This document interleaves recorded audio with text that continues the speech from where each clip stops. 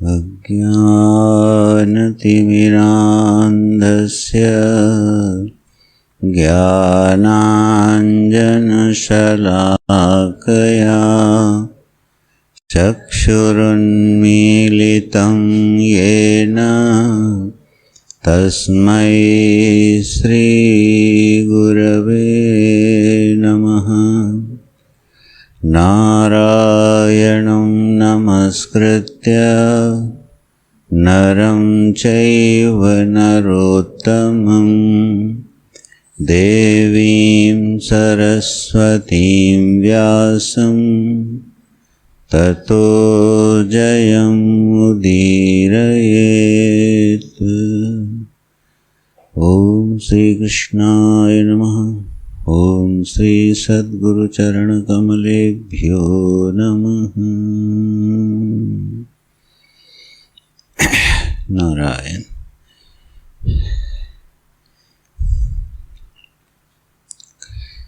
तो उद्धव गीता में भगवान उद्धव जी के प्रश्नों का क्रम से उत्तर देते जाते हैं और उद्धव जी साधना के संबंध में, उन सभी संभावित प्रश्नों के संबंध में जो ब्रह्मात्मैक्य बोध की जो प्रक्रिया है, उसको जो बुद्धि समझना चाहती है, जिस जिज्ञासु की बुद्धि उस परम तत्व को अपरोक्ष करना चाहती है, ऐसी बुद्धि पर अनुग्रह करने के लिए मानो उद्धव जी प्रश्न करते हैं। ये वही प्रश्न हैं जो हर साधक के जीवन में कभी आते हैं, कभी आ सकते हैं, और उनका जब समाधान हो जाता है तो बुद्धि में एक प्रकाश होता है। इसी क्रम में हम लोग देख रहे थे कि भगवान ने कहा कि जीव की जो परतंत्रता है, वह परतंत्रता ईश्वर में अन्य बुद्धि के कारण है। ईश्वर में जो भय का निमित्त है, वह भी अन्यत्व की मान्यता के कारण है। इस जगत से जो द्वंद्वों की प्राप्ति होती है, उन द्वंद्वों की प्राप्ति में, उपलब्धि में भी निमित्त जो है वो अन्यत्व ही है। अन्यत्व है और सत्यत्व है। ईश्वर हमसे अन्य है, जगत हमसे अन्य है और अन्य होकर सत्य है। केवल प्रतीति नहीं है वो, अपितु वास्तविकता है। तो प्रतीति और वास्तविकता में जो अंतर है कि जब हम किसी चीज़ को वास्तविक मानते हैं, पारमार्थिक मानते हैं या सत्य है ऐसा मानते हैं, तो उसके प्रभाव से नहीं बचा जा सकता। उसका जो भी प्रभाव होगा, चाहे अनुकूल हो चाहे प्रतिकूल हो, प्रभाव पड़ेगा ही पड़ेगा। चित्त द्वंद्वात्मक होगा ही होगा, और वह द्वंद्वात्मक चित्त एक अशांति पैदा करेगा, एक चांचल्य पैदा करेगा, एक बेचैनी पैदा करेगा, जो हमारे सहज आनंद की उपलब्धि का प्रतिबंध है।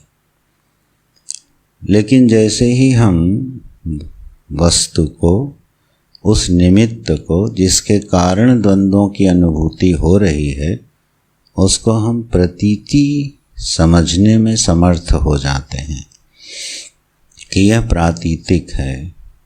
तो प्रातीतिक जो वस्तु होती है, उसका प्रभाव भी फिर प्रातीतिक ही होता है, तो वास्तविक प्रभाव नहीं होता है।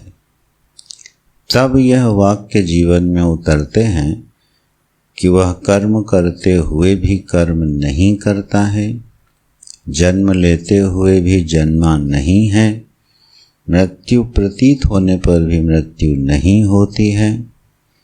यह जो फलित सिद्धांत हैं शास्त्रों के, कर्मणि अकर्म यह पश्येत अकर्मणि च कर्म यह सबुद्धिमान मनुष्येषु सयुक्तः कृत्स्न कर्म कृत। तो इस तरह के जो वाक्य आते हैं शास्त्र में, फिर उनका मर्म समझ में आता है कि हाँ, वास्तविकता यही है। तो जीवन में जो पारतंत्र है, पराधीनता है, उस पराधीनता का जो मूल कारण है वो है अन्यत्व की बुद्धि और सत्यत्व की बुद्धि। बाकी सारे कारण जो है वो अवान्तर हैं कि प्रारब्ध है, काल है, स्वभाव है, ये सब निमित्त हैं। व्यक्ति है, देश है, काल है। इन निमित्तों से हमको द्वंद्व होता है, सुख दुख होता है। ये सब अवान्तर कार्य हैं। मूल कार्य कारण जो है इस बात का वो ये है कि हमारी अपने संबंध में जो प्रमा है, जो समझ है, वो गलत है। और उसी गलत समझ के कारण, उसी गलत प्रमा के कारण फिर आगे इस द्वंद्वात्मक जगत की निरंतर उपलब्धि होती रहती है। तो भगवान उस भ्रम को, उस प्रमा को, गलत प्रमा को सही करना चाहते हैं मानो। तो जीवन में जो ये पारतंत्र है उसका कारण क्या है, उस पर बात करते हैं। अब उद्धव जी प्रश्न करते हैं। 10वें अध्याय का 35, 36 और 37 इन 3 श्लोकों में प्रश्न आता है। उद्धववाच गुणेषु वर्तमानोऽपि देहजेष्वनपावृतः गुणैर्नाबध्यते देही बध्यते वा कथं विभो कथं वर्तेत विहरेत कैर्वा ज्ञायेत लक्षणैः किं भुञ्जीतोऽथ विसृजेत शयितासीत् याति वा एतदच्युत मे ब्रूहि प्रश्नं प्रश्नविदां वर नित्यमुक्तो नित्यबद्ध एक एवेति मे भ्रमः। इन 3 श्लोकों में उद्धव जी अपना प्रश्न रखते हैं कि भगवान गुणेषु वर्तमानोऽपि देहजेषु अनपावृतः, यह जो गुण हैं, त्रिगुण हैं, इनके वर्तमान होने पर, वर्तमान का मतलब फंक्शनल होने पर, वृत्ति शब्द का अर्थ होता है फंक्शन, व्यापार। ये जो त्रिगुण हैं, ये तीनों गुणों का वर्तन, व्यापार चलता रहता है। इन्हीं तीनों गुणों से देह की उत्पत्ति हुई है। देहोत्पत्ति के उपादान कारणों में त्रिगुण आते हैं। इसी त्रिगुण से ये देह बनी हुई है, त्रिगुण में ही रहती है, त्रिगुणों से ही संचालित होती है। उस स्थिति में ये कैसे कहा जा सकता है कि गुणैहि देहि न बध्यते, कि यह देही जो है अपने इन गुणों से बंधता नहीं है, अथवा प्रभु बंधता है क्या, ये एक प्रश्न चिन्ह है। देही, देही माने देहस्वामी, देहस्वामी माने वर्तमान में, माने अभी अहम अहम के रूप में जो उपलब्धि हो रही है, इस स्थूल शरीर और सूक्ष्म शरीर को जो अपने ज्ञान का विषय बना रहा है और इस जगत को अपने ज्ञान का विषय बना रहा है, फिर इससे गुणा गुणेषु वर्तन्ते, इस त्रिगुणात्मक कार्यकरण संघात से देह से त्रिगुणात्मक जो जगत है उसके साथ वर्तन कर रहा है, व्यापार कर रहा है, माने सब कुछ त्रिगुणमय है, देह भी और जगत भी। और इन्हीं का परस्पर क्या हो रहा है, व्यापार हो रहा है, वर्तन हो रहा है। तो देह की उत्पत्ति भी त्रिगुण से है, हमारा अंतःकरण भी त्रिगुणात्मक है, हमारी सारी वृत्तियां मनोभाव भी त्रिगुणात्मक हैं। उन्हीं की क्रम से अहम को उपलब्धि होती रहती है, इस शरीर की और अपने अंतःकरण की और उसकी समस्त वृत्तियों की, और फिर उसके माध्यम से जगत की उपलब्धि जिसको होती है, उस उपलब्धा का नाम है अहम। तो ये अहम को उपलब्ध होता रहता है जगत, और इसी के कारण अहम को, इसी के निमित्त अहम को सुख और दुख की निरंतर एक संबित बनी रहती है, अनुभूति बनी रहती है। जब हम प्रभाव वृत्ति पर ध्यान दें, ये तो हो गया देह सहित जगत और इनका परस्पर व्यापार। उस व्यापार के कारण उत्पन्न हुआ जो प्रभाव है, उस प्रभाव का एक भोक्ता है, उसका नाम है अहम। जो उपलब्धा है वो भोक्ता है। वो क्या भोक्ता है? शरीर को, मन को, बुद्धि को, जगत को नहीं। इसको तो वो अपने ज्ञान का विषय बनाता है। लेकिन भोग क्या है? भोग केवल दो वृत्तियों का होता है, परिणाम, वो है सुख और दुख। जितना संपूर्ण प्रपंच है और अनंत प्रकार के व्यापार हो रहे हैं, उपलब्धा अहम उनका भोक्ता बनता है, केवल सुख और दुख रूपी दो प्रभावों से।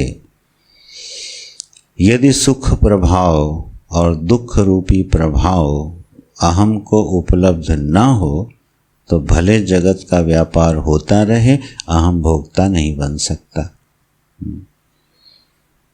दर्शन क्रिया हो रही हो और न सुख हो रहा हो न दुख हो रहा हो, ठीक है, तो वह अहम फिर उपलब्धा होते हुए भी, विषयी होते हुए भी उसके प्रभाव से विनिर्मुक्त है।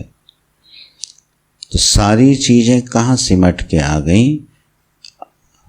जगत के व्यापार से उत्पन्न होने वाला जो प्रभाव है, सुख और दुख। अब इसमें अगर हम ध्यान दें तो हम एक चीज पाते हैं कि यह जो सुख रूपी प्रभाव और दुख रूपी प्रभाव हमको निरंतर उपलब्ध होता है, यह हमारी विवेक बुद्धि से, विवेक से, हमारी समझ से, हमारी प्रमा से कम ज्यादा होता रहता है।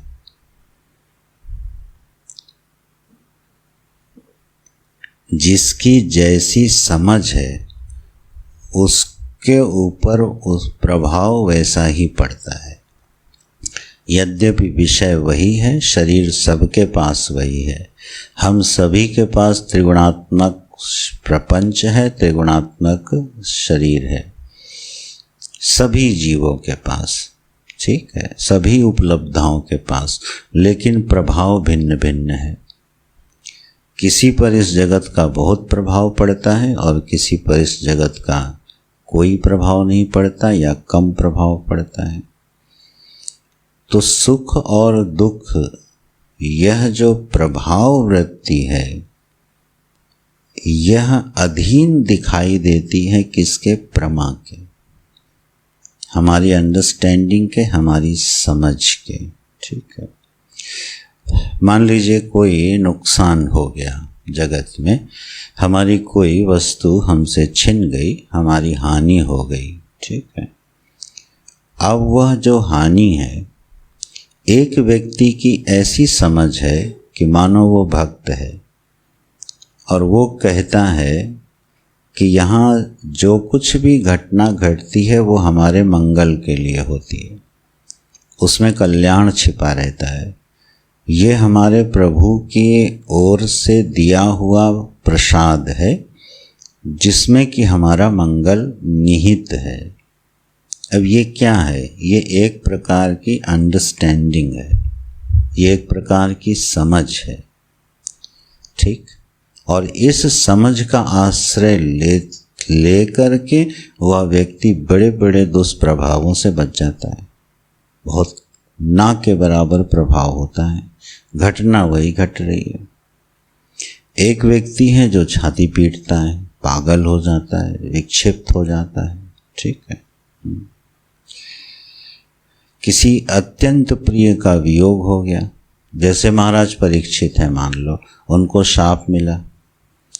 शाप उनको इतना बड़ा मिला जितना बड़ा उनका अपराध नहीं था। वो धार्मिक राजा थे, भगवान के भक्त थे, प्रजा को पुत्र की तरह पालन करते थे। ऐसे धार्मिक राजा के द्वारा क्षुधा पिपासा से व्याकुल होकर के एक छोटा सा अपराध हो गया, लेकिन उस अपराध का दंड इतना बड़ा आया। लेकिन प्रभाव देखिए, महाराज परीक्षित ने क्या कहा? अनुग्रह मन्ये वैराग्य कारणम। बोले अरे अरे, ये देखो काल मेरी आयु का भक्षण करता जा रहा था और मुझे बिल्कुल होश नहीं था, मैं अचेत था। ये ऋषि के शाप ने मेरा मंगल किया और मुझे परमार्थ की ओर मोड़ दिया, वैराग्य की ओर मोड़ दिया। ये प्रभाव है ना। और अगर एक साधारण समझ वाला व्यक्ति हो, राजा होता तो क्रुद्ध हो जाता, क्रुद्ध होता मारने को जाता उस ऋषि पुत्र को कि इस अपराध का ये दंड तो नहीं बनता है। तो ये जो प्रभाव हैं ये किसके अधीन दिखाई देते? हमारी समझ के, हमारी प्रमा के। और अगर ऐसी प्रमा बन जाए जिसको हम ब्रह्म प्रमा कहते हैं, तो इनसे अतीत भी हुआ जा सकता है। सुख दुख से एक अतीत का जो जीवन है वो किसके बल पर अनुभव किया जा सकता है? प्रमा के बल पे। इसलिए जीवन में जो भी प्राप्त किया जाता है सत्संग से, विचार से, उसका नाम है प्रमा।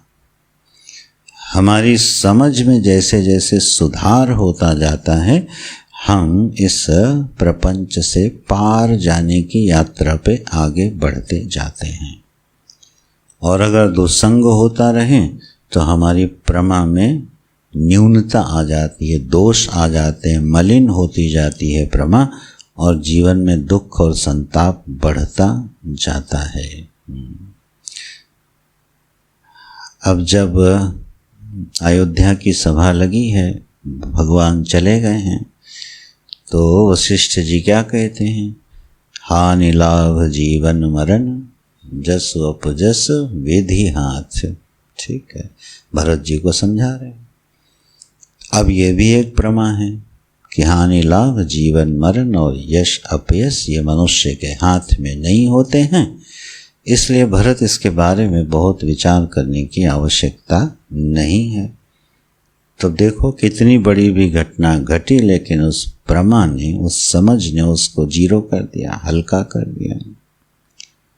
इस तरह से इस दृष्टि को ध्यान में रखते हुए अपनी प्रमा में परिमार्जन करने के लिए सत्संग का आश्रय लेना चाहिए।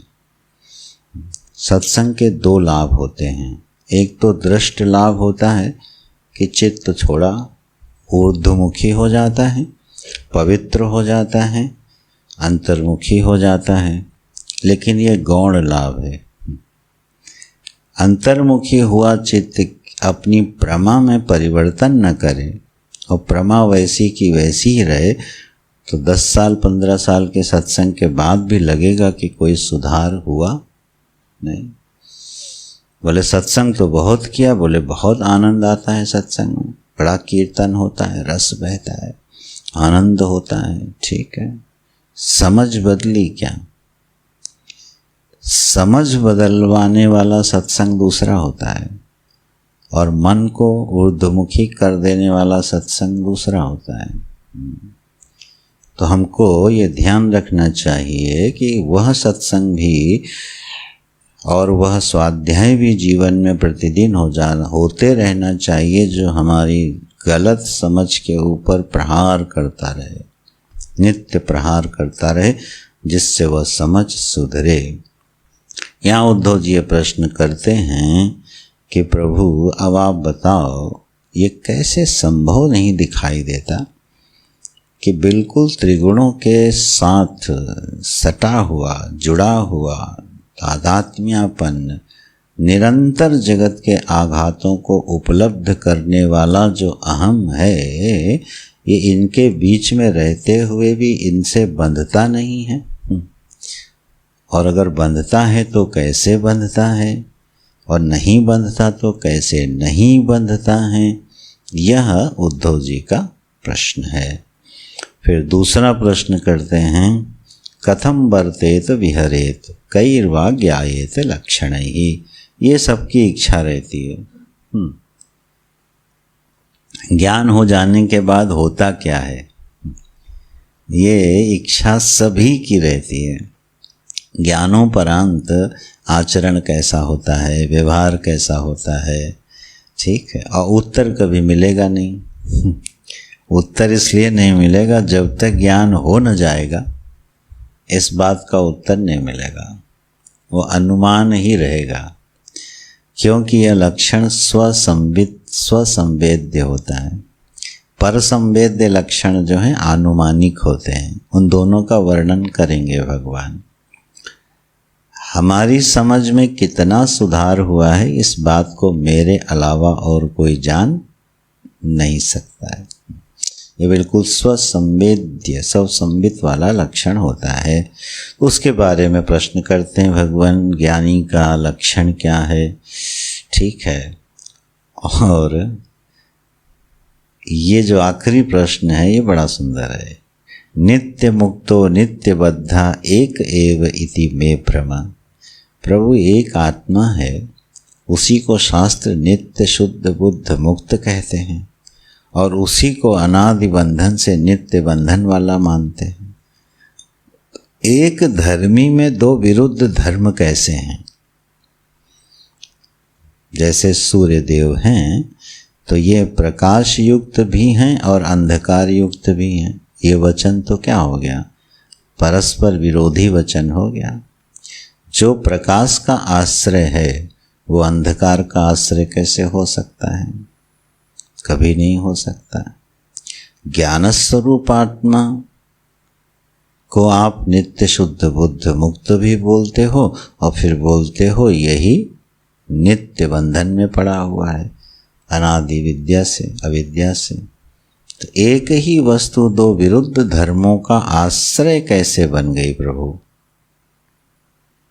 या तो मुक्त बोलो या तो बंधन में बोलो, ठीक है। इस प्रश्न की बारीकी ये है, इस प्रश्न में क्रम नहीं पूछ रहे हैं उद्धव जी कि कुछ काल तक ये आत्मा बंधन में रहती है और कुछ काल के बाद सत्संग से मुक्त हो जाती है। क्रम नहीं है प्रश्न में, नहीं तो ये उत्तर कोई इसका जटिल नहीं होता। अनादि अविद्या से आज तक हम अज्ञानी हैं मान लो, और भगवत कृपा से कालांतर में ज्ञानी हो गए, तो एक ही आत्मा अविद्या के कारण अमुक काल तक बंधन में थी और ज्ञानोपरांत बंधन से मुक्त हो गई। बोले इसमें बुराई क्या है, माने इसमें दोष क्या है? प्रत्यक्ष तो यही है ना, प्रमाण सिद्ध तो, प्रत्यक्ष प्रमाण सिद्ध तो यही लगता है कि हर जीव अनंत शरीर धारण करता है, और धीरे धीरे धीरे धीरे शनै शनै जब उसकी यात्रा अंतर्मुखी होती है, विश्लेषण बढ़ता जाता है, तो क्या होता है, कालांतर में वो मुक्त हो गया। तो वही बंधन में था और वही मुक्त हो गया। तो प्रश्न तो फिर कुछ खास बना नहीं। प्रश्न ये है, उसी काल में वो बंधन में है और उसी काल में मुक्त है। समकाल का प्रश्न है ये। उसी आत्मा को समकाल में ही मुक्त कहा जा रहा है और समकाल में ही बंधन में कहा जा रहा है। इस प्रश्न की बारीकी यही है, अगर हम क्रम वाली बात मानेंगे तो जानते हो क्या होगा? जैसे कुछ महापुरुषों की समाधि पर कुछ उनके मूर्ख शिष्यों ने लिखा हुआ है, हमारे अमुक महाराज श्री को पूर्णिमा की रात्रि इतने बजे ज्ञान प्राप्त हुआ था। ठीक है, बाकायदे तिथि लिखी हुई है, इस तिथि को इतने बजे इस नक्षत्र में इनको ज्ञानोपलब्धि हुई। अच्छा बताइए, इसमें दोष लगता है क्या कोई? सही तो है। अज्ञानी थे, साधना पकी और भगवान का कृपा पात्र बना और उसको ज्ञान हो गया और उसने वो टाइम नोट कर लिया। इस टाइम हमको ज्ञान हुआ था, इसमें दोष क्या है? नहीं। अगर हम ऐसा मानेंगे कि हम बंधन में थे और सत्संग से मुक्त हुए तो वेदांत नहीं समझ पाए, मिस कर गए। क्योंकि समझा जाना ये है कि हम कभी बंधन में आए ही नहीं। इस बात को जानना मुक्ति है। हम बंधन में हैं और मुक्त हुए, ये वेदांत की मुक्ति नहीं है। तो ये है इस प्रश्न की बारीकी। क्यों पूछ रहे हैं? नित्य मुक्त भी आप कहते हो और उसको नित्य बद्ध भी कहते हो। इति में भ्रमः, हे प्रभु ये मेरे भ्रम पैदा कर रहा है।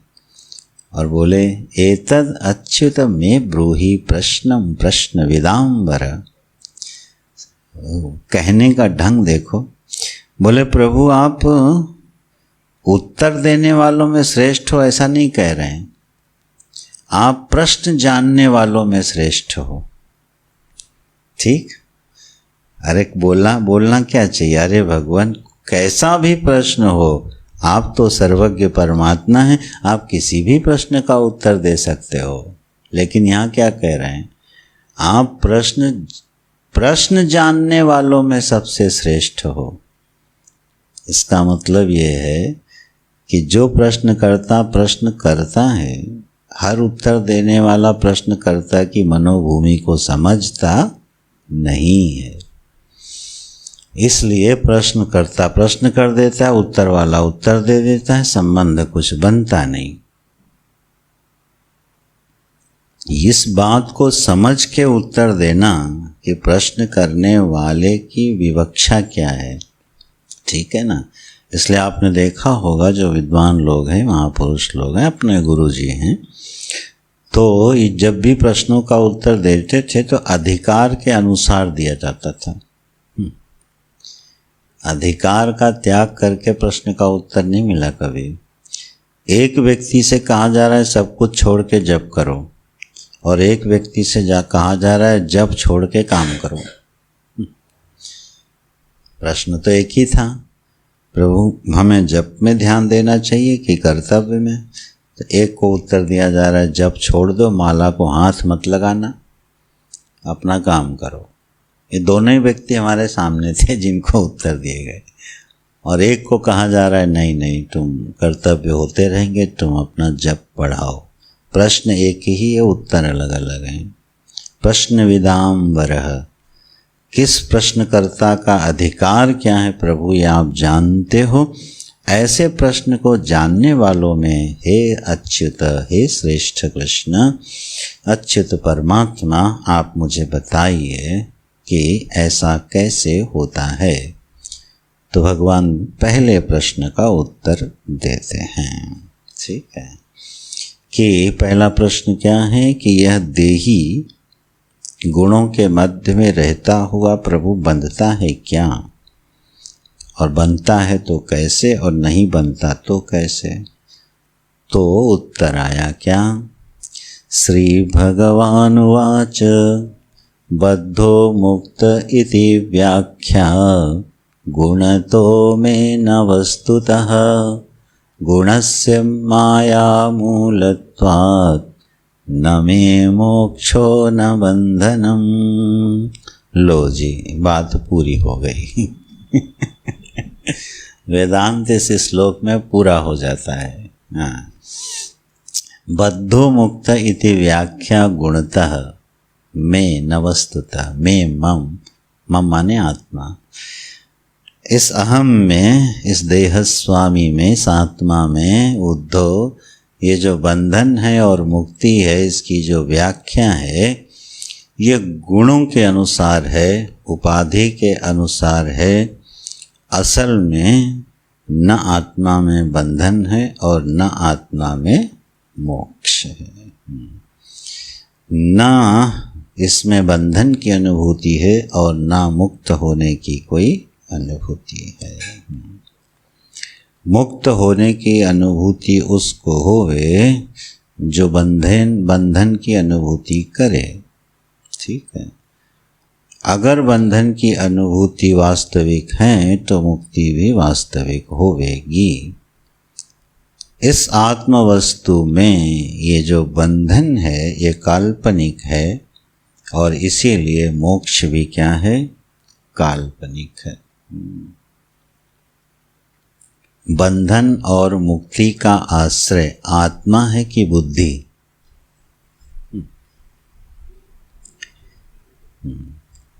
सीधा सीधा बुद्धि ही आश्रय है।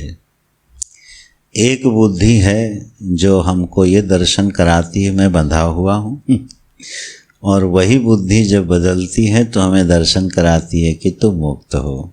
तो बंधन और मुक्ति किसके आश्रय से उपलब्ध हो रहे हैं? बुद्धि के आश्रय से। आत्माश्रित नहीं है ये। आत्मा में न मोक्ष हो सकता है और न बंधन हो सकता है।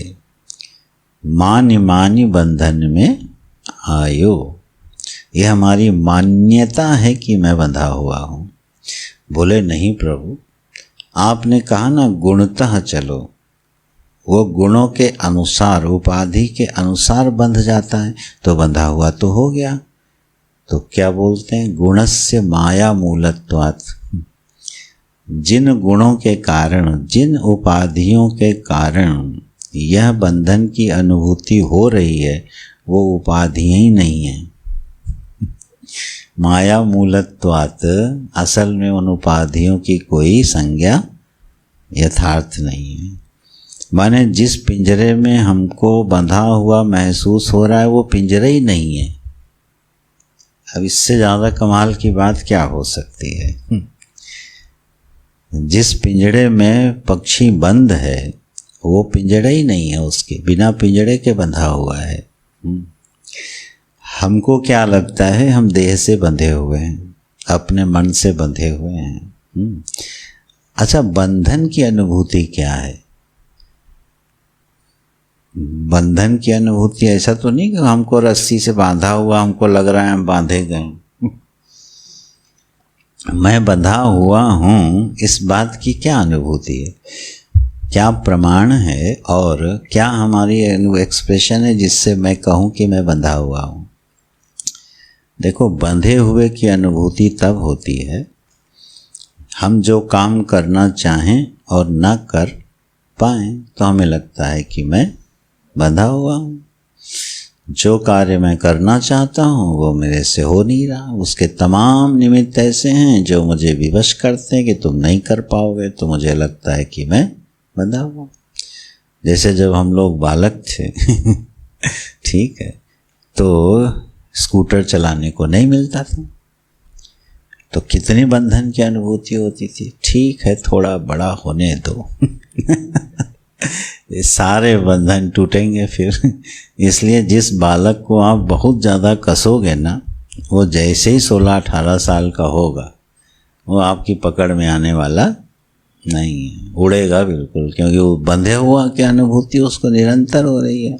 अच्छा, मुझे बड़ा होने दो जरा ठीक है। तो बंधन की अनुभूति का मतलब है कि किसी अनुभव को, किसी क्रिया को विवश होके करना पड़े। कोई क्रिया हमको विवश होके करनी पड़े और कोई अनुभव हमको विवश होके भोगना पड़े, और यही दोनों बंधन के हमारे स्वरूप हैं। हम चाहते हैं क्या कि छोड़ो अब नौकरी नहीं करनी ठीक है, चलते हैं कहीं शांति से रहते हैं, बस कुछ भजन करते हैं, सत्संग करेंगे, बहुत हो गया। लेकिन क्या करें, अभी कुछ बाकी है। अब देखो यहाँ विवशता आ गई, इसी का नाम बंधन। हम चाहते हैं कि हम ऐसा कर लें, लेकिन कर्तव्य आगे आके खड़ा हुआ, उसने कहा नहीं, अभी नहीं कर सकते हो। शास्त्र भी मना कर रहा है, गुरु भी मना कर रहे हैं, और वो हमारे कल्याण के लिए मना कर रहे हैं, ठीक है, लेकिन बंधन की अनुभूति तो हो गई ना, और वो मन में चुभता रहेगा क्योंकि वो इच्छा पूरी नहीं हो रही है। इस तरह से क्रिया में जो विवशता होती है वो बंधन की अनुभूति है। दूसरी, इच्छा की पूर्ति में जो विवशता है उसमें बंधन है। मेरे मन में कुछ वासनाएं हैं और इच्छाएं हैं जो मुझे उस तरह से पूरी होती हुई दिखाई नहीं दे रही हैं। तब हम कहते हैं अरे सब यहाँ क्या है, सब ईश्वर के अधीन है, कोई कुछ कर नहीं सकता। इस एक्सप्रेशन पर ध्यान दीजिएगा। जब व्यक्ति ये बोलता है सब ईश्वर के अधीन है, भाई अपने हाथ में कुछ नहीं है, ये मत सोचना वो शरणागति है, वो बंधन है, विवशता की अनुभूति है। हाँ, क्योंकि बिना ईश्वर के कुछ होने वाला है नहीं। तो वो कोई शरणागत भक्त महाराज नहीं है जो ऐसा बोल रहे हैं।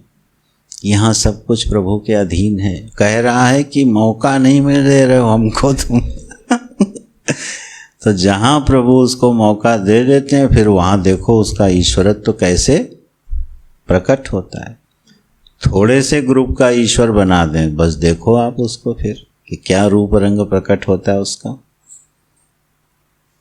बलवान हम ईश्वरो हम, है ना, गीता जी में जो आया है, तामसिक बुद्धि के लक्षण है। मैं ईश्वर हूँ, बलवान हूँ, सुखी हूँ, ये प्राप्त करना है, ये प्राप्त कर लिया है, इत्यादि इत्यादि। तो देखिए बंधन की अनुभूति का स्वरूप क्या हुआ। क्रिया में विवशता है, इच्छा की पूर्ति में विवशता है, और सुख और दुख रूपी परिणाम को भोगने की विवशता है। ठीक है। सुख और दुख जो जीवन में आते हैं उनको मैं चाहता नहीं हूं कि मैं इनको भोगूं, लेकिन भोगना पड़ता है कि नहीं। चित्त में विषाद छा गया, मान लो उदासी छा गई, हमें समझ ही नहीं आ रहा कि ये क्यों विषाद आ गया है, कारण भी मिल नहीं रहा, लेकिन अब उस विषाद को भोगना है। ये विवशता है कि नहीं है। इन्हीं विवशताओं का नाम है बंधन की अनुभूति। मैं बंधा हुआ हूँ, मेरा जन्म कहाँ होगा आगे मुझे पता नहीं, मेरे जीवन में कौन सी परिस्थिति प्रकट हो जाएगी अचानक जो मुझे एक क्षण में बादशाह और एक क्षण में रंक बना देगी, मुझे पता नहीं। राम को राज्य मिलेगा कि वनवास जाएंगे, उनको पता नहीं। तो ये सब क्या है, ये अनिश्चित भविष्य एक भय का उत्पादक है कि नहीं, और उस फिर भय को निरंतर भोगना है। इसी का नाम है विवशता, इसी का नाम है बंधन। पूरे जीवन में हर व्यक्ति के जो देहाभिमानी परिच्छिन्नत्व से ग्रस्त है, कम ज़्यादा अपनी समझ के अनुसार उसको इन बंधनों में रहना ही पड़ता है, विवश होना ही पड़ता है। हमारा कोई प्रिय, जैसे मान लो माँ होती है, उसका बच्चा जब बाहर जाता है ना, तो जब तक लौट के ना आ जाए उसका चित्त भय से आक्रांत रहता है।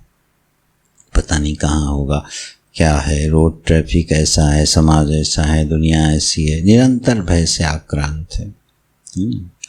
तो इसी तरह से हजारों मनोभाव अपनी अपनी उपाधि कर्म क्रिया क्षेत्र के अनुसार, अपने कर्मों के अनुसार हमको विवश होके एक जगत को भोगने पर, सुख दुख रूपी प्रभाव को झेलने पर मजबूर करते हैं, उसी का नाम है बंधन। भगवान क्या कह रहे हैं कि यथार्थ आत्म वस्तु का जरा चिंतन करो तो तुम एक बड़ा अद्भुत विलक्षण तथ्य पाओगे कि असल में ना तुम्हारे पास कोई बंधन है और ना तुम्हारे पास कोई मुक्ति है, ये दोनों तुम्हारी बुद्धि की कल्पना है। बोले नहीं, उपाधियों से तो ये दिखता है। बोले अब उपाधियों पर ही विचार करो कि ये उपाधियों का प्रारूप क्या है। अब यहीं से वेदांत की वह समझ प्रवेश कराएंगे भगवान, और हर ग्रंथ में कराते हैं कि यह जो उपाधियां हैं जिसके कारण हमको बंधन की अनुभूति हो रही है, इनका जो स्वरूप है वो स्वप्न से ज़्यादा नहीं है। अब ठीक अगला श्लोक देख लीजिए दृष्टांत का। शोक मोहौ सुखम दुखम देहापत्तिश्च मायया स्वप्नो यथात्मन ख्याति संस्कृति न तो वास्तवी। वो जो बंधन का स्वरूप है ऊपरी पंक्ति में है, शोक मोह सुख दुख देहापत्ति, यही है बंधन की अनुभूति। ये वास्तविक नहीं है। जैसे स्वप्न में आत्मना माने बुद्धे है, बुद्धे है ख्याति, स्वप्नावस्था में बुद्धि का एक रूप होता है, एक संस्कृति होती है, वो माइक होती है, मनोमयी होती है, वास्तविक नहीं होती है। ये दृष्टांत है। जिस तरह स्वप्न में होने वाला सुख दुख, देह की प्राप्ति, बंधन और मुक्त होने की अनुभूति नितांत अवास्तविक है, वहाँ पर कुछ भी यथार्थ में हो नहीं रहा है। जैसे इसी प्रकार से जागृत जो अवस्था है, इसमें भी वही की वही जो प्रभाव वृत्तियाँ हैं वह स्वप्न सदृश ही हैं, उनमें कोई मौलिक अंतर नहीं है। अच्छा, लेकिन ये बात आप और हम 1000 बार सुन लें, बुद्धि मानेगी तो नहीं। 1000 बार आप सुन लो जागृत और स्वप्न एक जैसे हैं, लेकिन कहाँ बुद्धि को स्वीकार होता है। बोले नहीं, देखो यार, स्वप्न स्वप्न है, जागृत जागृत है। सपने की बात अलग है, जागृत की बात करो तुम। बुद्धि उसको स्वीकार, इसी प्रमा को तो बदलना है, यही अंडरस्टैंडिंग तो बदलनी है। इतनी आसान तो नहीं है और इतनी मुश्किल भी नहीं है। ठीक है, स्वप्न का जो प्रपंच है, ठीक है ना, जिस तरह से उत्पन्न होता है और उसके साथ जैसे बुद्धि का संबंध होता है, जागृत में ऐसी क्या विलक्षणता है जो उससे उसको भिन्न बनाती हो। ठीक, अब अंतर इतना है कि स्वप्न से जब हम बाहर आते हैं तो हमारा अवस्था परिवर्तन हो जाता है। अवस्था परिवर्तित होते ही जागृत वाली बुद्धि स्वप्न प्रपंच को मिथ्या कहने में समर्थ है। ठीक, क्यों समर्थ है? अरे अरे अरे, ये सब मेरा ही बनाया हुआ एक खेल था, इसी को पकड़ना है। स्वप्न का जो प्रपंच है वो किसने बनाया था? मैंने। मेरे ही संस्कारों से निर्मित था, मेरी बुद्धि का विलास था। अरे अरे, वो तो मेरी ही एक रचना थी और उसी में देखो मैं भी एक शरीर लेके घूम रहा था। और फिर हम हंसते हैं कि आज मैंने क्या विलक्षण स्वप्न देखा है ना। आज तो ऐसा मज़ेदार स्वप्न देखा और उस पे अत्यंत कष्टकारी घटना को भी आनंदित होकर के बोलते हैं, आज तो ऐसी मज़ेदार घटना देखी स्वप्न में।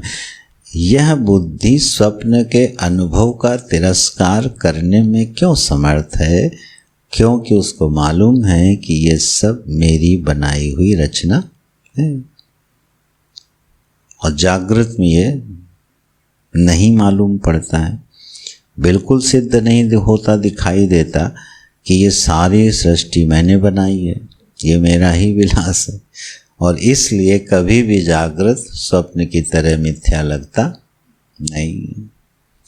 जगत आत्मविलास नहीं सिद्ध होगा तब तक ये मिथ्या लगेगा नहीं। बोले ये समझना तो बड़ा मुश्किल है। बोले अच्छा, इसकी एक प्रक्रिया तो है क्या? जगत की जो भी अनुभूति है वो बिना मन के तो नहीं हो सकती, ठीक है।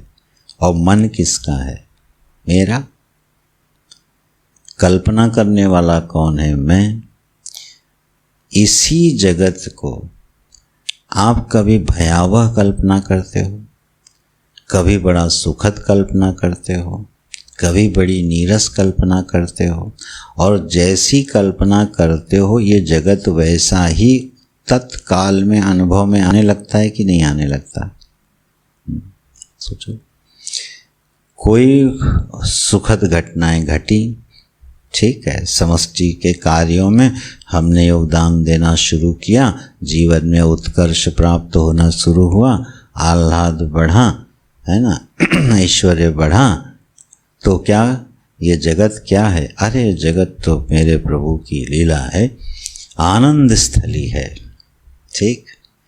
ये व्यक्ति कब बोल रहा है? जब वो उत्कर्ष को प्राप्त हो रहा है। अच्छा, बीच में रील पलट गई अपमान शुरू हो गया, निंदा शुरू हो गई। बोले अरे वो जो बड़े समष्टि का कार्य करने वाले थे ना, वो सारा धन हड़प गए समष्टि के नाम से अब आपको कटु और अपमानजनक वचन सुनने को मिलने लगे, ठीक है। बोले अरे वो देखो इतने गरीबों को भोजन खिलाता है प्रतिदिन। अरे बोले कितना दान ले आता है, 10% खिला देता है, 90% तो स्विट्जरलैंड के बैंक में रखा हुआ है अब आपको जैसे ये कटु वचन सुनने को मिलने लगे, आप कहें, और आप ईमानदारी से काम कर रहे हो, मानो, तो आप क्या कहोगे? ये जगत रहने लायक नहीं है। अब ये कौन बोल रहा है? ये वही व्यक्ति बोल रहा है जो महीने भर पहले बोल रहा था ये जगत प्रभु के आनंद का उत्सव है, आनंद का विलास है। वही आदमी अब बोल रहे हैं जगत बड़ा नीरस है, रहने लायक नहीं। अब आप ये बताओ, हमारे ही इन दो अनुभवों में कौन सा सत्य है? किस बात को हम अपनी ही किस बात को प्रमाण माने कि जगत आनंद का आनंद स्थली है, या बड़े दुर्भाग्य का परिणाम है? हमारे ये अनुभव विरोधी प्रकट होते रहते हैं, कोई प्रामाणिक नहीं है। तो ये इससे क्या सिद्ध होगा? मन का विलास है जगत जगत भूतात्मक नहीं होता है, जगत त्रिगुणात्मक भी नहीं होता है, जगत अविद्यात्मक होता है। अविद्यात्मक का अर्थ ये है जैसी कल्पना कर रहे हैं वैसा दिख रहा है। और ये कब दिखता है? जब वास्तव में कोई वस्तु वहाँ होती ही नहीं है, ठीक है भाई। रज्जु में क्योंकि सर्प नहीं है तो सर्प की कल्पना, भूछिद्र नहीं है तो भूछिद्र की कल्पना, ठीक है। दरार नहीं है भूमि पर, दरार की कल्पना। तमाम कल्पनाओं का आश्रय बनी है रज्जु। और जितनी कल्पनाएं हैं वो सब आविद्यक हैं कि नहीं है, अवास्तविक हैं कि नहीं है। न वहाँ सर्प है, न वहाँ भूछिद्र है, न वहाँ दरार है। तो क्या हुआ? मनोविलास हुआ रज्जु के ऊपर कि नहीं हुआ? और जब हमने रज्जु का दर्शन किया तो ठहाका लगा के हंसे, अरे यार यहाँ तो स्थायी नहीं। आत्मा के ऊपर माने हम अपने अधिष्ठान आत्मा में जिस तरह से मन खेलता है तो क्या करता है? एक कल्पना का जाल खड़ा करता है, और वह जाल ही हमारे लिए जगत होता है। ठीक है, तो वास्तव में जगत क्या है? और हर व्यक्ति का जगत अलग है। ठीक है, पशु पक्षियों का जगत अलग है, मनुष्यों का जगत अलग है। मनुष्यों में भी जिसकी जैसी समझ है उसके लिए उसका जगत अलग है। तो वास्तव में जगत क्या है? अगर हम जगत को सही सत्य सिद्ध करना चाहें तो उसका एक स्वरूप तो बनाएं। मान लो जैसे रूप है, अब किसी वृक्ष के पत्ता है, उसका रंग मानो हरा है। ठीक है, अब ये क्या प्रमाण से सिद्ध होगा कि हरा है? वैज्ञानिकों ने तो पहले ही असिद्ध कर दिया, बोले वहाँ कोई रंग नहीं है। सूरज का रंग है, सारे रंगों को सोख लेता है, हरे रंग को रिफ्लेक्ट कर देता है, इसलिए पत्ता हरा दिखाई देता है। लो, वैज्ञानिकों ने उस पर शंका खड़ी कर दी। आप सोचो, हम पत्ते का सही रंग जानना चाहें, किस प्रमाण से जानोगे? असल में पत्ते का रंग क्या है? मेंढक को लाल दिखाई देता है, मेंढक को सारी चीजें लाल दिखाई देती हैं। ऐसे ही हर इंद्रिय के विषय का ज्ञान है, वो करणों पर निर्भर कर रहा है। अगर हम ईमानदारी से जिद पकड़ें कि नहीं, हमको पत्ते का असली रंग चाहिए, तो असल में पत्ते का कोई असली रंग है ही नहीं, अवास्तविक है वो।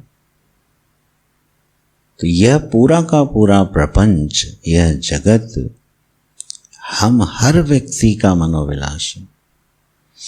हम वही जगत देख रहे हैं जो मेरे मन में हमको उपलब्ध हो रहा है। ठीक है, चाहे जिस विषय में आप बात करके देख लो। ठीक है, वस्तु एक होगी, मान्यताएं अलग अलग होंगी। वेदांत शास्त्र को कोई मोक्ष का साधन मानता है, और चार्वाक इसको बोलते हैं ये भांडों के गाने बजाने का साधन है जो राजाओं को खुश करता था। चार्वाक यही तो बोले। चार्वाकों का वेदांतियों पर एक बड़ा कटाक्ष है। बोले ये वेदांती क्या करते हैं, जो राजा होता है, ऐश्वर्यवान होता है, जब बढ़िया खा पी के मस्त आराम से बैठा होता है, पान चबा रहा होता है, तब ये वेदांती भांड पहुँचते हैं और उसको बोलते हैं, अरे राजन, तुम तो ब्रह्म हो, तुम तो समष्टि के अधिष्ठान हो। राजा बड़ा प्रसन्न होता है और वो अपना पुरस्कार लेके चले आते हैं। ये कटाक्ष है वेदांतियों के ऊपर चार्वाकों का। भांड हैं राजाओं के जो ब्रह्म सुनाया करते हैं। दयानंद स्वामी जी का बोले, यज्ञ के अंतराल में उपनिषद पढ़े जाते हैं, यज्ञ करने वाला यज्ञ करते करते थक गया तो उसका उत्साह बढ़ाते हैं, अरे अरे तुम तो ब्रह्म हो। ये दयानंद स्वामी जी का वचन है, मैं प्रामाणिक रूप से बोल रहा हूँ। चिंता मत करो, तुम तो ब्रह्म हो, तो उनमें एक ऊर्जा भर जाती है। लो जी, अब वेदांत एक शास्त्र, हम लोगों की दृष्टि में इससे पवित्र कोई ज्ञान नहीं है। हमको लगता है एक पंक्ति जिसके जीवन में आचार्य परंपरा से उतर जाए उसका जीवन धन्य हो जाता है। श्रुति का ये सर्वोत्कृष्ट ज्ञान है, ये वेदांत है, वेदों का अंतिम निर्णय और निश्चय है जीवन के संबंध में। तो आप बताओ वेदांत वास्तव में क्या है, उसकी अपनी असलियत क्या है? मेरी मान्यता से ये है, दूसरे की मान्यता से वो। जीवन का, जिस जगत का कोई भी विषय ऐसा नहीं है। ईश्वर मैं कहता हूँ, आप ईश्वर पे बात करके देख लो, हर व्यक्ति की मान्यता ईश्वर के बारे में अलग है, बिल्कुल अलग है। उसका रूप दर्शन अलग है, उसकी मान्यता समझ अलग है, हर भक्त की समझ ईश्वर के संबंध में अलग है। मैं जानना चाहता हूँ सच में ईश्वर क्या है।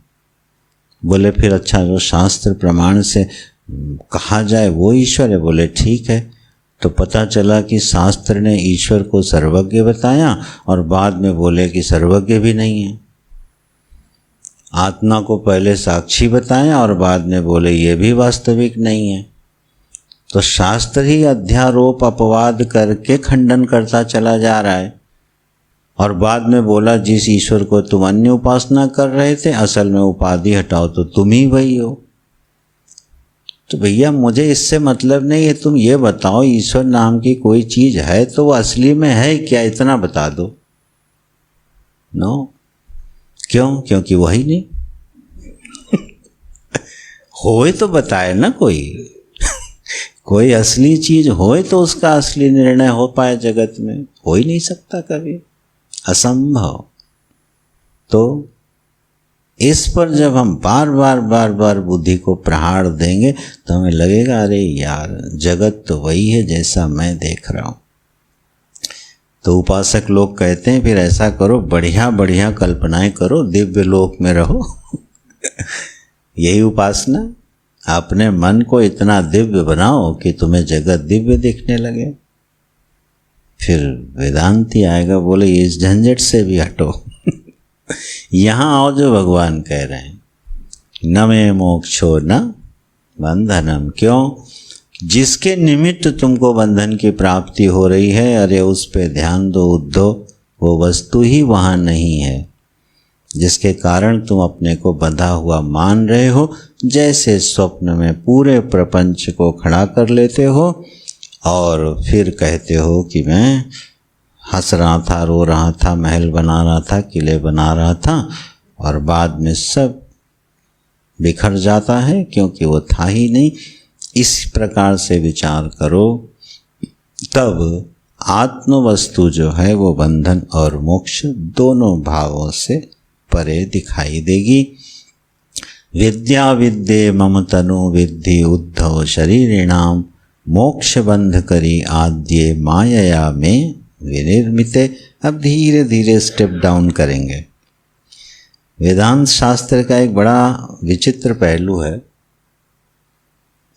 सबसे पहले आखिरी बात बोलते हैं नीचे से ऊपर नहीं जाते हैं, ऊपर से नीचे आते हैं। हमारा सबसे पहला उपनिषद कहाँ से शुरू होता है? ईशावास्यमिदगम सर्व। और फिर अगले में है, ये नहीं समझ में आ रहा है तो कुर्वन्न वे कर्माणि जिजीविषेत क्षतगम समा। मानो जैसे श्रुति क्या कहें कुंठित होके बोल रही है, यार नहीं समझ रहे हो ईशावास्यम, चलो भाई कर्म करो ये उसकी टोन है। नहीं समझ पा रहे हो, चलो अच्छा करो। ये पूरे शास्त्र में सिद्धांत दिखाई देता है। भगवान ने पहले आखिरी बात बोल दी, न मे मोक्षो न बंधना गुणस्य माया मूलत्वात्। बोले अच्छा चलो और आओ क्या? बोले विद्या विद्ये मम तनु विद्धि उद्धव शरीरिणाम। हे उद्धव, सारे शरीरधारियों के पास दो शरीर होते हैं बोले एक विद्या शरीर होता है और एक अविद्या शरीर होता है। लो जी, हमको पता ही नहीं हमारे पास दो शरीर हैं हम एक शरीर वाले हैं और इसी शरीर में हमारे पास दो शरीर हैं। दो शरीर माने दो प्रकार की बुद्धियां हैं। एक बुद्धि है अविद्या वाली और एक बुद्धि है विद्या वाली। बोले उद्धव, हर शरीरधारी के पास एक विद्या शरीर होता है और एक अविद्या शरीर होता है। विद्या शरीर जो है वो मुक्त करने वाला होता है और अविद्या शरीर जो है वो बंधन में डालने वाला होता है। लेकिन माया में विनिर्मित है, सिद्धांत नहीं हटा रहे हैं, ये दोनों ही शरीर मेरी माया से निर्मित हैं दोनों ही शरीर अवास्तविक होते हुए निर्मित हैं। ठीक है, तो एक विद्या शरीर एक अविद्या शरीर को हम साथ में लेके चलते हैं। हर शरीरधारी के पास हर स्तर पर ये दोनों शरीर रहते हैं। जो नैसर्गिक प्राप्त विवेक है वो हमारा विद्या शरीर है और जो नैसर्गिकी तादात्म्यपन्न और भोग्य बुद्धि है वो हमारा विद्या शरीर है। इन दोनों शरीरों के साथ हर मनुष्य जन्म लेता है। जन्म लेते ही उसके पास एक विवेक होता है, प्रमा होती है और एक तादात्म्य होता है शरीर से और भोगने की, विषय भोग की एक रुचि होती है, प्रवृत्ति होती है। इन्हीं का नाम है दो शरीर। अब इसमें जो विषयोन्मुखी प्रज्ञा है वो हमको क्या करती है, उलझाती जाती है, और जो विवेक है वो हमको सुलझाता जाता है। और बस इन्हीं दोनों का एक संघर्ष चलता है और उत्कर्ष और अपकर्ष चलता है। जब हमारा विद्या शरीर उत्कृष्टता की ओर बढ़ता है तो हम ही देव कहलाते हैं। जब हमारा अविद्या शरीर उत्कृष्टता को प्राप्त होता है तो हम ही दानव कहलाते हैं। और यही देव दानव का संग्राम निरंतर चलता रहता है, जो हमारे मन में एक द्वंद्व पैदा करता है। ठीक है, हर मनुष्य जन्म से ही द्वंद्वात्मक क्यों है? क्योंकि उसके पास दो शरीर है। जिनके पास विवेक शरीर नहीं है ना, उनके पास द्वंद्व नहीं होता। पशु को द्वंद्व नहीं होता। उसकी पीड़ा शारीरिक स्तर तक सुख दुख सीमित है, बौद्धिक और मानसिक पीड़ाएं बहुत कम है। किन्हीं किन्हीं पशुओं में भावनात्मक पीड़ाएं हैं, लेकिन बुद्धिगत पीड़ा प्रायः नहीं है, क्योंकि वो शरीर वहाँ नहीं है। वो स्वामी जी ने तो बड़ी मज़ेदार बात कही ना, वो सबते भले मूढ़ जिन्हीं न व्यापई जगत गति।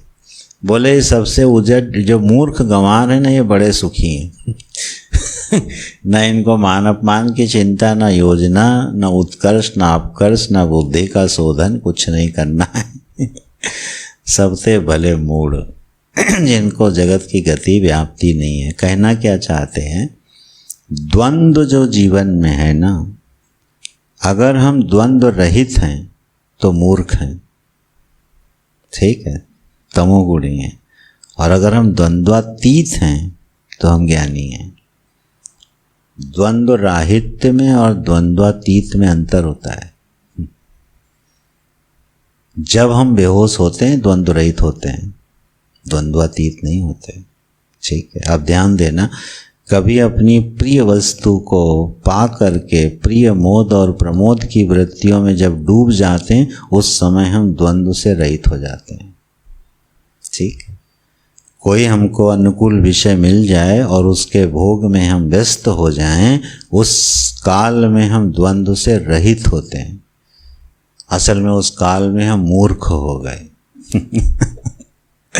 इतना डूब गए कि अपने विद्या शरीर को भूल गए। विवेकी उस समय भी सावधान है, बेटा अभी तो डूबे हो, थोड़ी देर बाद देखना। वो पीछे से खड़ा रहेगा। भले तुम इस भोग में डूबे हो, इस अभिमान को पुष्ट कर रहे हो, लेकिन अभी ये सब पलटने वाला है। तो उसने क्या किया, द्वंद्व पैदा कर दिया। और जिसके जीवन में द्वंद्व नहीं है वो साधक नहीं हो सकता, पक्का है। जितना भयानक द्वंद्व जिसके जीवन में होगा, ये उसका तप है और यही उसको साधक बनाएगा। तो द्वंद्व राहित्य नहीं चाहिए, द्वंद्वातीत जीवन चाहिए। ये हैं हमारे दो शरीर, विद्या शरीर और अविद्या शरीर, जिनको लेके हम पैदा हुए हैं। एक हमको मोक्ष की तरफ ले जाएगा और एक हमको बंधन की तरफ ले जाएगा। नारायण। ओम पूर्णमदः पूर्णमिदं पूर्णात् पूर्णमुदच्यते पूर्णस्य पूर्णमादाय पूर्णमेवावशिष्यते। ओम शांति शांति शांति। हरि ओम। श्री गुरुभ्यो नमः। हरि ओम।